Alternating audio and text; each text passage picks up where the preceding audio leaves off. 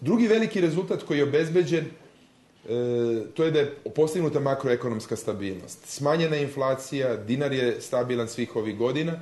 Treći veliki rezultat, podignute su devizne rezerve. Ja ću vam reći, 2000. godine ja sam postao ministar telekomunikacije. I tada sam imao zadatak da vratim Srbiju u Svetski poštanski savez i Svetsku telekomunikacionu uniju.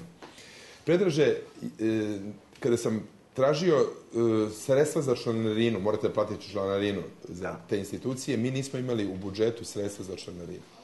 Mi nismo imali $40.000 da platimo, jer je bilo potrebno platiti zemlju u sve međunarodne institucije.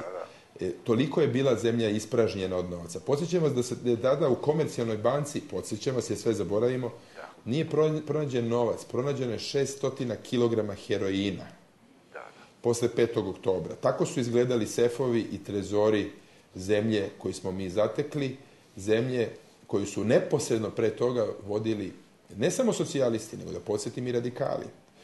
Tad su i Tomislav Nikolić i Vojislav Šešelj u dotadašnjoj vladi bili potpredsednici vlade.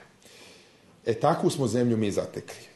Mi danas imamo 13 milijardi evra deviznih rezervi. Mi danas imamo makroekonomsku stabilnost, ali ako bi vam rekao da mi živimo mnogo bolje, to bi samo delimično bila istina. Mi uopšte ne živimo dovoljno dobro i to je najveći problem sa kojim se mi suočavamo. Ali još veći je problem da mi imamo veće plate nego što proizvodimo. Jer kad bismo imali plate onake kakva nam je proizvodnja, kakva nam je produktivnost, mi bismo bili kao građani još mnogo manje zadovoljni. Zato moramo hitno da investiramo u nova radna mesta, u novu proizvodnju, da podižemo našu produktivnost, jer ukoliko se ovakav sistem, da su veće plate nego što je produktivnost i što je naša proizvodnja, održi u narednim godinama, pući će naše javne finansije i više nećemo moći da izdržimo. A da bi se to desilo, mi moramo da se otvaramo prema svetu, a ne da se zatvaramo i izolujemo. A šta je konkretna mera otvaranja prema svetu? Članstvo prema Evropskoj uniji, koraci prema Evropskoj uniji.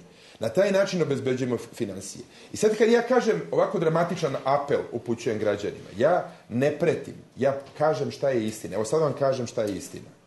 Mi ukoliko se ne otvaramo, nećemo imati dovoljan nivo investicije među 3 i 5 milijardi dolara svake godine. Ukoliko ih nemamo, mi nećemo otvoriti dovoljno radnih mesta i nećemo doprineti većoj proizvodnji. Ako to ne budemo radili, a imamo ovaj nivo plata, pući će nam javne finansije, jer ćemo morati da održavamo taj nivo plata zbog socijalnog nezadovoljstva, eventualnim smanjenjem. Pući će javne finansije i na kraju ćemo ponovo pokleknuti u siromaštvo. Ponovo ćemo doći u situaciju 90. godina. I zbog toga je politika i direkcija kojom zemlja ide, strateški put suštinski važan i on nije pitanje da li ćemo mi u Evropu ili nećemo, nego pitanje da li ćemo i kako ćemo živeti.